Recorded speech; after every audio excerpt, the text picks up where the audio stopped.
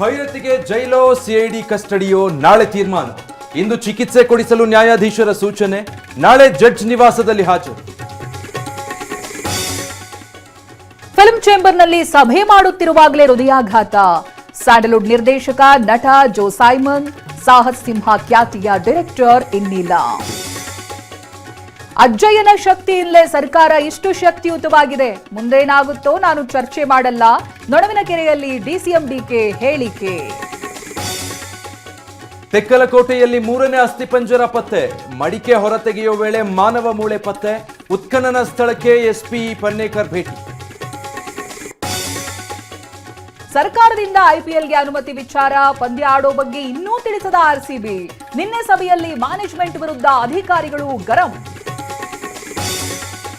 ತಪಾಸಣೆ ಮಾಡದೆ 10,000 ವಾಹನಗಳಿಗೆ ಎಫ್ಸಿ.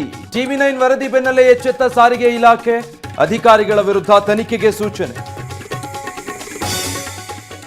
ಯಾದಗಿರಿಯಲ್ಲಿ ಎಗ್ಗಿಲ್ಲದೆ ನಡೀತಾ ಇದೆ ಗಣಿಗಾರಿಕೆ. ಒಂದೇ ಗ್ರಾಮದಲ್ಲಿ 20ಕ್ಕೂ ಹೆಚ್ಚು ಕಡೆ ಕಲ್ಲು ಗಣಿಗಾರಿಕೆ. ಟಿವಿ9 ಕ್ಯಾಮೆರಾ ಕಂಡು ದಂಧೆಕೋರರು ಪರಾರಿ.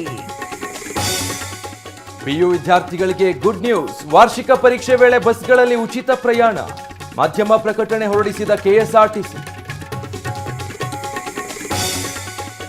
ಅಮೆರಿಕ ಭಾರತ ವ್ಯಾಪಾರ ಒಪ್ಪಂದಕ್ಕೆ ರೈತರ ವಿರೋಧ. ದೇಶವ್ಯಾಪಿ ಹೋರಾಟಕ್ಕೆ ಸಜ್ಜಾದ ರಾಹುಲ್ ಗಾಂಧಿ.